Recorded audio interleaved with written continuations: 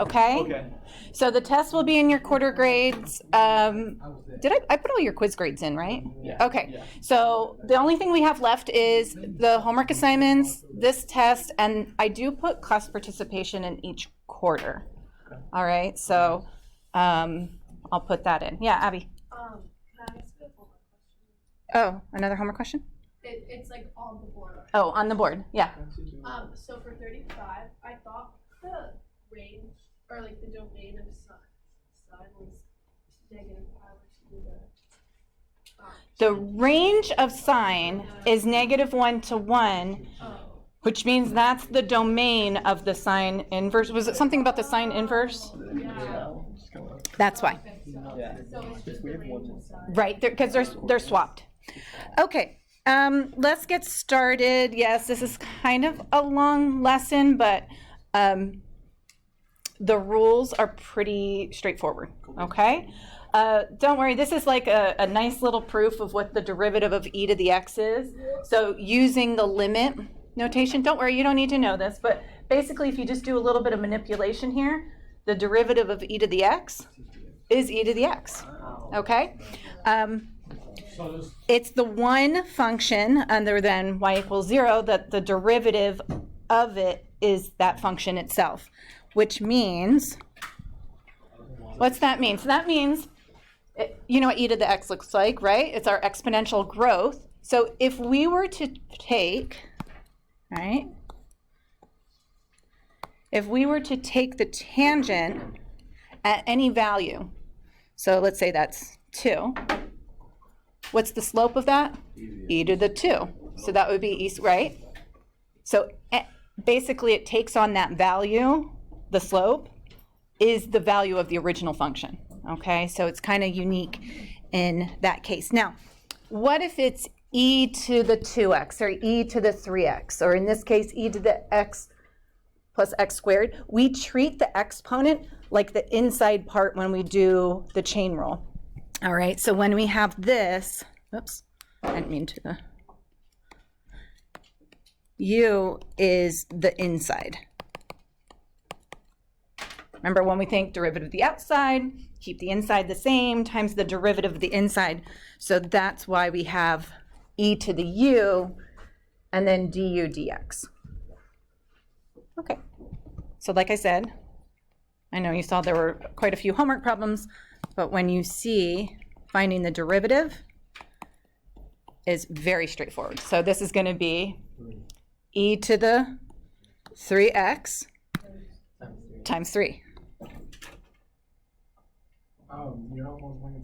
We're multiplying it by the derivative of the exponent. So when we have a base of e, we treat the exponent as the inside part. And then let's just put the 3 in front, 3e to the 3x. Good, yeah, Ben. It's not in like part of the exponent. No, the 3 is part of the coefficient. 3 becomes the coefficient. So we just put it in front. So let's take a look at the next one. So we keep the first part. So it's always e to whatever power we have there. So it's e to the x plus x squared times, what's the derivative of the exponent? 1. Wait, I heard a couple. 1 plus 2x. You don't need to distribute this. If you want, go for it.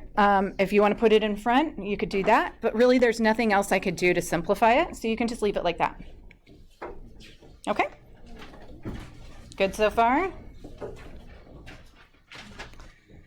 Okay, what about... Oh, this is a long lesson.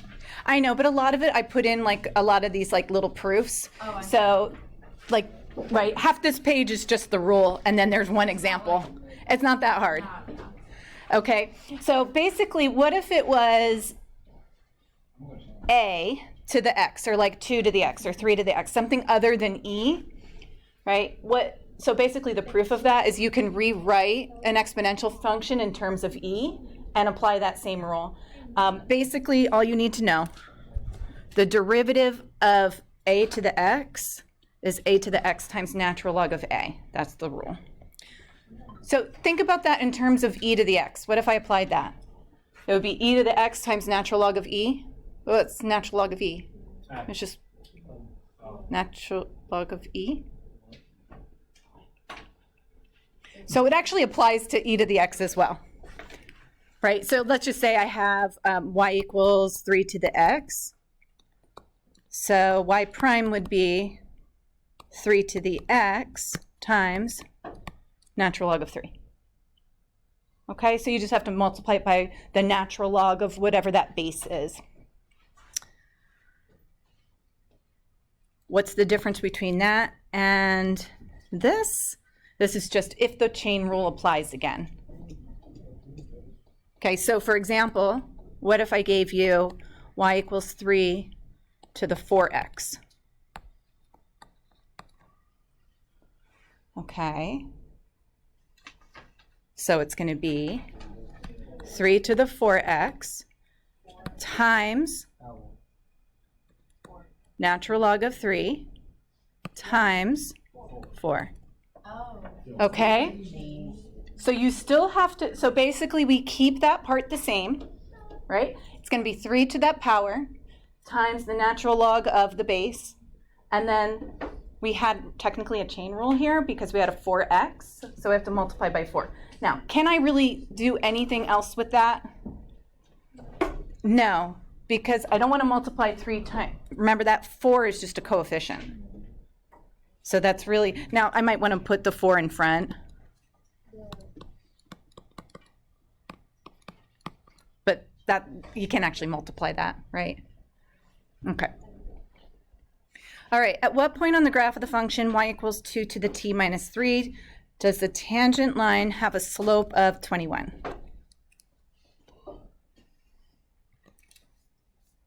Okay. So basically we're saying when is dy dx equal to 21? Okay. Well, what will dy dx be equal to? Derivative of 2 to the t becomes 2 to the t times natural log of 2. What happens to the minus 3? 0. Just goes away. Okay, so I want to set 21 equal to 2t. Scotty, do I need to move you up front here? I have a question.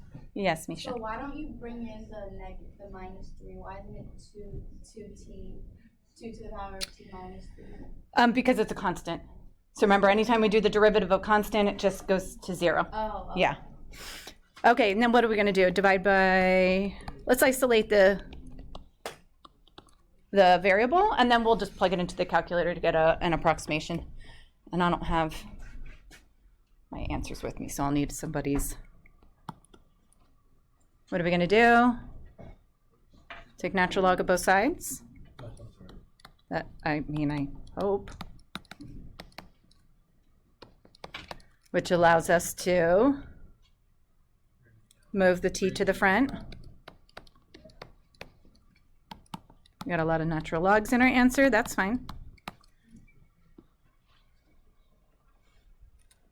Right, so we'll have natural log of 21 over natural log of 2 all over natural log of 2.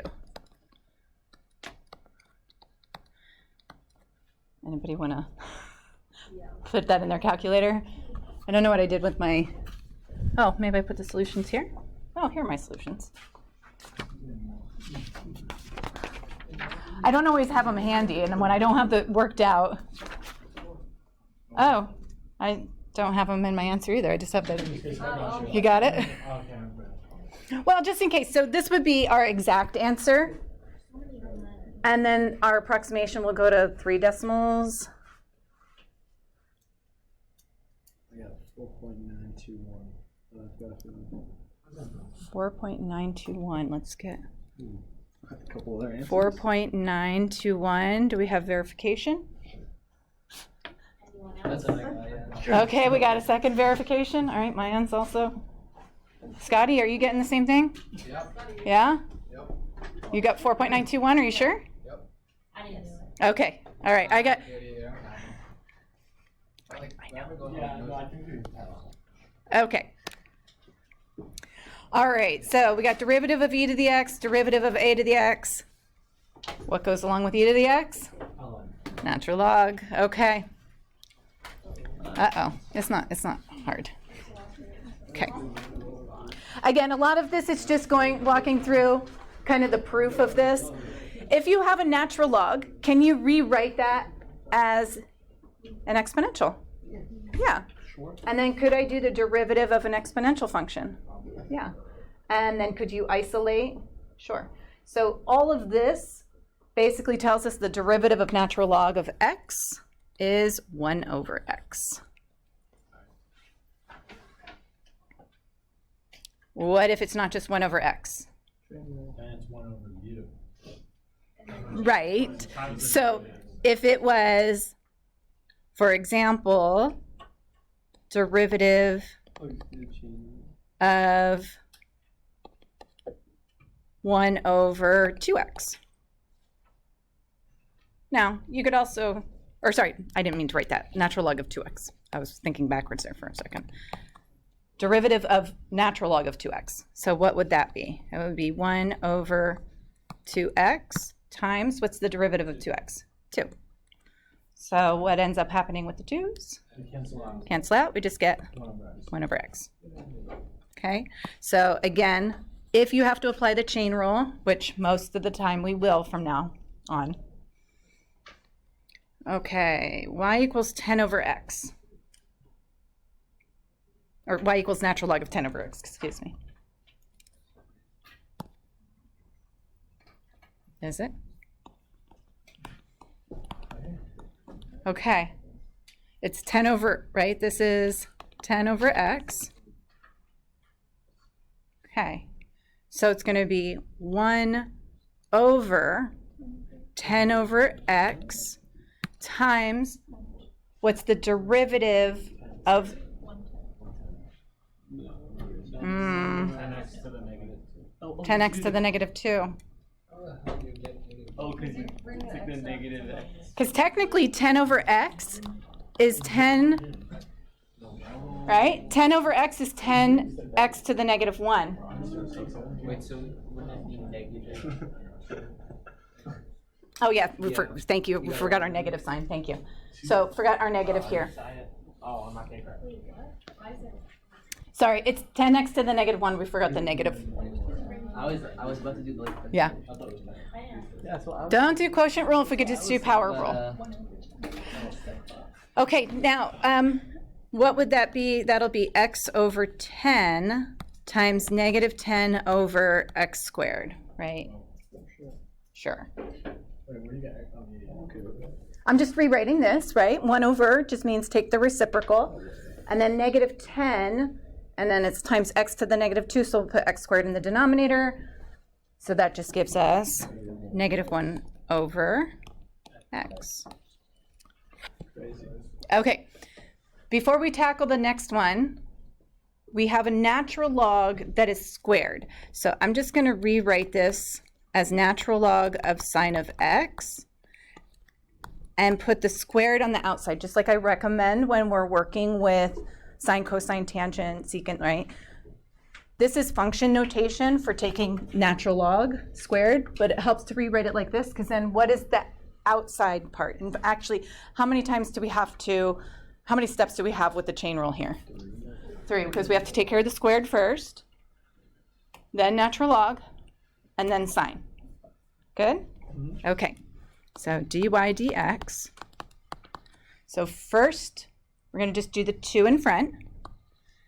Everything on the inside stays the same. Okay, that's step 1. Yes, Ryan? Chain always comes before the other one? You mean the exponent? No, like, are we doing the chain rule right now? Yeah. Okay, so the first thing I did, I moved the 2 to the front. All of the inside stays the same, and we take 1 away from the exponent. Yeah. Okay, so now I took care of the exponent. Now, what's the next thing I want to do? Natural log. What am I taking the natural log of? Sine. So it's going to be times 1 over sine. times, okay, so now that's step 2, right? Natural log just means you're doing 1 over whatever you're taking the natural log of. Last thing is times the derivative of that inside. So times cosine. Now, there's a number of ways that you can write this. If you really wanted to, you could make cosine over sine into a cotangent. Not necessary. You could put the cosine out in front. It's not going to make all that much of a difference. But please do not cancel the what? The signs, good. Because, why? Right, because we're taking the natural log of sine. If we didn't have that natural log in front, fine, you could cancel it, but. Good. Okay, see, we're getting through this pretty quickly. We were worried it was going to be so long.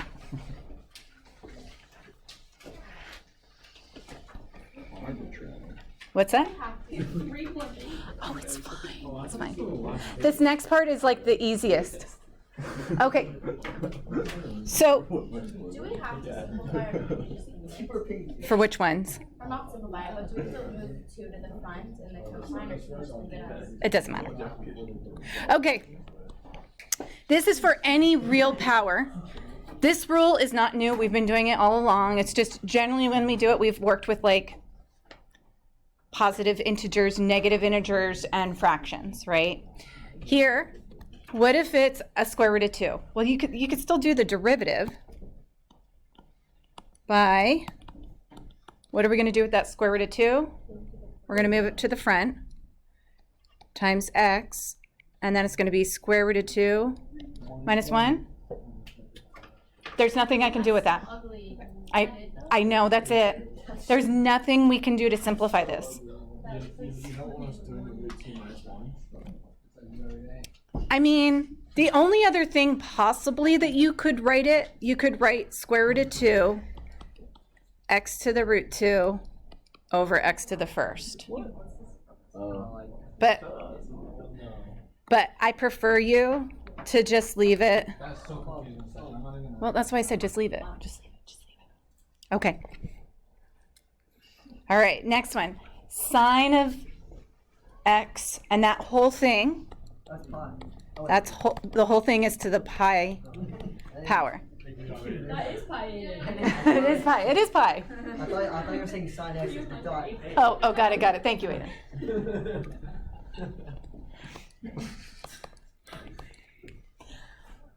All right, this has a chain rule.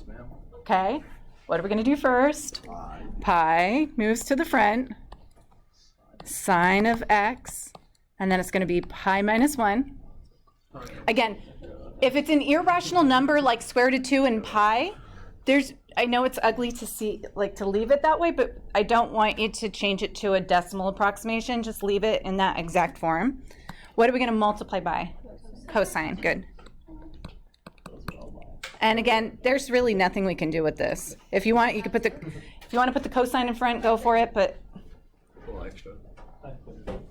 that's fine. Boy, I left all this space. Maybe that's what was misleading.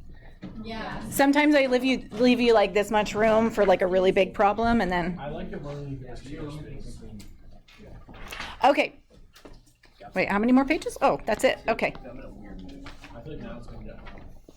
Okay, this gets a little harder, but I have it spelled out in steps, okay? I know some of us like to. Okay, logarithmic differentiation. This is, we'll see it in AB, but there's more applications to it in Calc BC. Basically, this is when you have a variable involved in the base and the exponent. Remember on the previous page, we had like x to the root 2? You only had a variable in the base. Right, or e to the x, you only have a variable in the exponent. But now, what if I have x to the x power? Right? So I can't just move the x to the front and subtract 1. The rule doesn't apply any longer. All right? So what we need to do is we need to be able to rewrite it. So let's go through. I think what I'll do is we'll do the example while we go through the steps. So the first thing is we're going to take the natural log or the log of both sides. So natural log of y equals natural log of x to the x power. Okay. Step 2, the whole purpose of that is to get the exponent in front. Okay, so we're going to use that power rule to move the exponent to the front. So on the left side, we're not going to change anything. On the right side, we're going to move the x to the front. Okay, now we get to do a little review of implicit differentiation. I know, very exciting. Okay, what is that? Did you just ask what is that? Yeah. Okay, we literally just did this. When you have the double y. Right, so, okay. Derivative of natural log of y. Now, the nice thing is this will work out.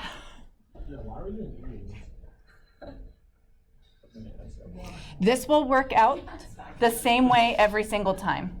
Okay, so that's the nice thing about logarithmic differentiation, because notice you're always going to have a y, you're always going to have a natural log of y here. So what's the derivative of a natural log? It's 1 over y times dy dx, or times y prime, that's fine. Right? Wait, what? I don't understand though. D over dx and dy over dx. Okay, the d over dx is saying I'm taking the derivative with respect to x. So, okay. Okay, just real quickly. If I said d dx of x cubed, this would be 3x squared. If I said d dy of y to the third, this would be 3y squared. Okay, what do you notice about these letters? They're the same. Okay, now if I do, d dx of y cubed, now that's 3y squared times dy dx. So what's the difference between these three? Then what's dy dx? Okay. So dy dx, okay, remember when I first talked about implicit differentiation, I said it's really chain rule. We think of y as the inside, okay? So if I'm thinking of this as the inside, derivative of the outside would be 3, keep y the same, times to the second power, times the derivative of the inside. Well, the derivative of y is just dy dx, or y prime, if you want to call it that. Okay, so basically anytime we encounter different variables, you have to multiply by dy dx. You have to. That makes sense.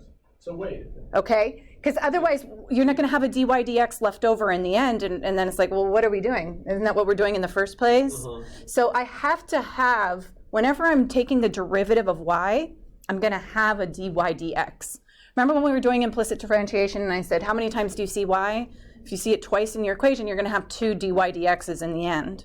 So why is that second one? Is that second one not a derivative of y? This one here? Yeah. What do you notice about the letters? They're the same. So you just treat it like it's an x. So what if it was, So this would be 3y squared dy dy. wait, in this case, so what if it was d dy times x cubed? Then you have to do like This is technically what you would have for the first one. You would have 3x squared dx dx. But that's just one. Here we would have 3y squared dy dy. But the dy's would, I'm so confused now. but here we have different variables. Listen, if it doesn't make sense, you can come see me, or just memorize. For practical purposes, just memorize that anytime these letters are different, I have to have a dy dx. Now, these are not different. These are all in terms of x. prime. So I'm not going to have an x prime here or dx. That doesn't make sense. Okay, so let's do the product rule. So derivative of x is 1 times natural log of x plus x times 1 over x. Now I'm just, sorry, I'm going to erase this so I have some space. Okay, let me just pause there. Raise your hand if you have a question. Oh, is this like a U? Yeah. Logarithmic differentiation looks confusing when you first see it. Every single time it's going to work out this way. Why? Because the process is the same. That's why I have these steps here. It's going to be the exact same steps every single time. So if it's a little confusing, just go back to the steps, take the natural log, use the power rule to move the exponent to the front, use implicit differentiation, and now we're going to solve for dy dx. Well, how do we solve for dy dx? Just divide by 1 over y. Or multiply both sides by y? Yeah. Okay, that does work. So I'm going to have y times natural log of x plus 1. All right, almost done. I don't want to have a y on the right side of the equation. You see how originally everything was in terms of x on the right side? So the very last step is basically replace y with what it was equal to in the beginning. Okay, so what was y equal to? It was x to the x power. Oh, this is where like we substitute the thing. We substitute back in, and don't multiply it out. Okay, just leave it like that. Was there a question, Abby? No, I Okay. All right. No? Yes. No, I'm chilling. Okay. We can. What's the first step in our process? And then on both sides. Okay. Natural log of both sides. Okay. Second step. Move the power. Move the power to the front. You don't need to write d over dx, correct? How long is We can just like. Right. Okay, cool. Okay. Now we're going to take the derivative of both sides with respect to x. And I keep saying that because it is important.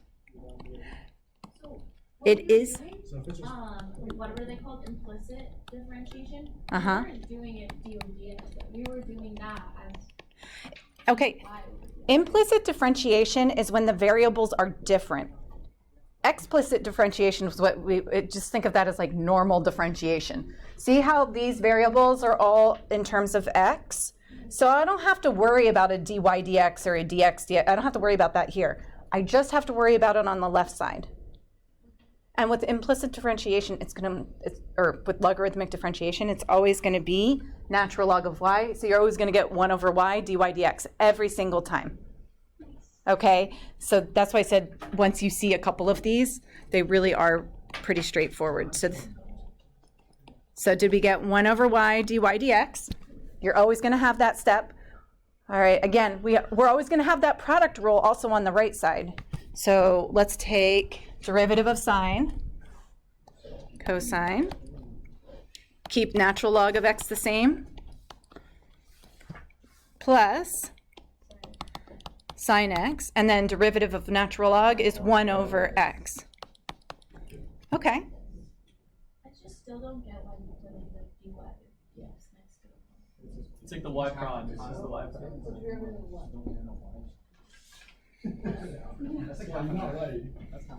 I can show you I'll show you on the, let's finish this and then I can show you real quickly. Okay, what are we going to do next? We're going to multiply both sides by y.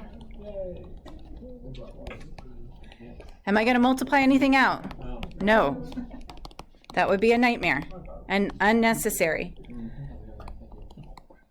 Okay, last step, I don't want to have y in my answer, so replace it with the original, which was x to the sine x. And there's our answer. It's not very pretty, but, well, I think it is, but. I know, there's no letters, but there's no letters, but there's a plus sign in there. There's a plus. There's a plus. Okay. Wait, where did the one go? I didn't think about that. What if what if there are multiple ones? There won't be for these. No. Will they be like live Was it for Coach? No, not for these. We got a flu spread. Yeah. Really? Okay. We have a flu. Sorry, I mean, we can't really change the it's a practical application, you know. We got a flu Is it spreading. actually, like the real equation and just make that up? So this is actually modeling what we call logistic growth, which is an actual thing that is that we focus more on in Calc BC. Think about it for a minute. Exponential growth doesn't really make sense for a flu. Why? What happens to exponential growth? Does it ever stop? No. So what ends up happening is this graph, you don't need to know this right now, but it'll look like, it'll level off because you can only have so many people get sick as the population of a school, right? So an actual pandemics, they follow a logistic growth curve. Also population growth, think about like a population of certain animal in a region, right? There can only be so much as there's enough food for them. So population growth, these types of things, there's a leveling off. So that's what this graph looks like, which is much more, like I said, logical to use than just exponential growth, which does not have an end, right? It just keeps getting bigger. Okay, let's look at what does P of T represent? The total number of students infected T days after the flu was first noticed. Okay. Estimate the initial number of students infected with the flu. So what does that mean we're looking for? T equals 0. So we want to find, and these are all calculator questions, so we're just going to plug in, all right, 1 plus E. Why is it 1 plus? Yeah, I thought it was 100. Sorry. 100 over 1 plus E to the third. I don't know what that is. 4.7? Okay, so 4.74. So about 5 students. We'll just round to a whole number. All right. So initially there were 5 students that had the flu. Okay. Where's the minus T? Well, T is 0, so it's just basically minus 0. That's all. Okay. How fast is the flu spreading after 3 days? What are we looking for? Oh my god. Okay. No, maybe not. Okay, how fast? How fast? Not the velocity. I gotcha. Who else ate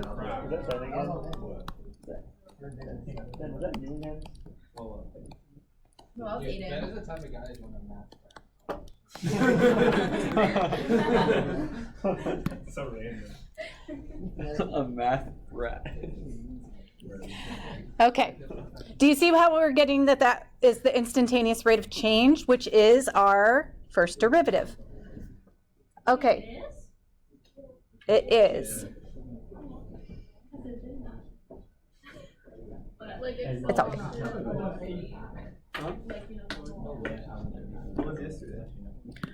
Okay, those of you that have your calculators handy, I want us to do it on the calculator. Oh, we're not doing this on our own. I've got them. This isn't something we would be expected by the derivative, right? You could just do quotient rule. Oh yeah, that's We're gonna do it on our calculator though. No, I'll just count. Okay. It's like limited mode. What's wrong? got it work. It came out as a nice number too. Did it come out to 25? That's crazy. So we just write. Okay. And when you did this, Ben, did you do it in the graph or did you do? I did it in like the menu. Yeah. I am. So, yes, there's two different ways that we could do this. We can graph it and find the derivative at any point there, or we can go to menu and then go to calculus. And we want to find the derivative at 3. Okay, so menu, calculus, derivative at a point, and then we just type in 100 over 1 plus e to the 3 minus, let's use x since that's the value that, right, that they gave us. So press enter. 25. So how fast is this flu spreading? Now I want to put this in written. Okay, so it's 25 students per day.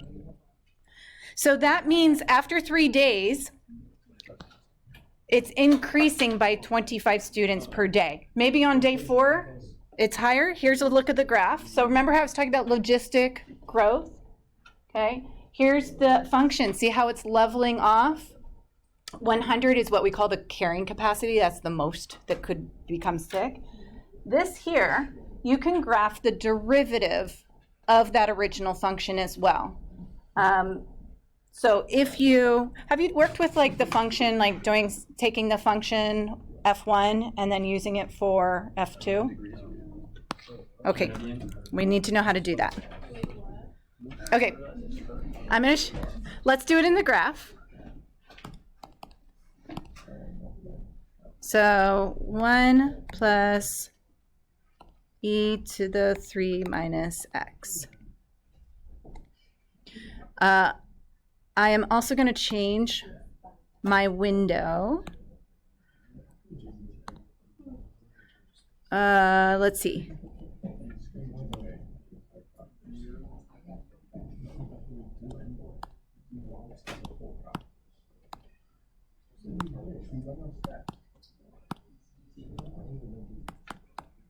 Okay, I'm making my x-min and my y-min 0 because we're talking about population, so it doesn't make sense to have any negative values. I chose my x-maximum to be 10. I just talked about the carrying capacity was 100. I just made it 110 so I could see a little bit above it. And if we press enter, right? And then, okay, so from here, you could do the derivative. If you press menu, number 6, you see number 5 says dy dx? Okay. So what happens when we do dy dx? Oh, you can just pick the point. You could just pick the point. It So looks to- like trace graph kind of. It's like, Now I know. What's that?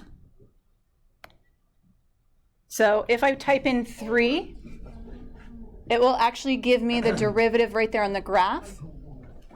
Okay. If I press tab, oops, sorry.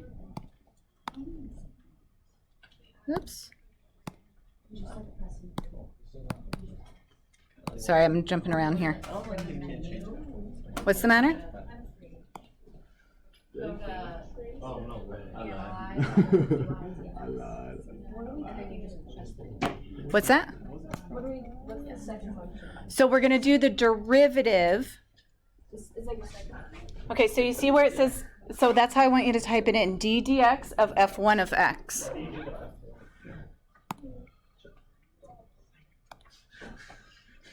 Go to this button.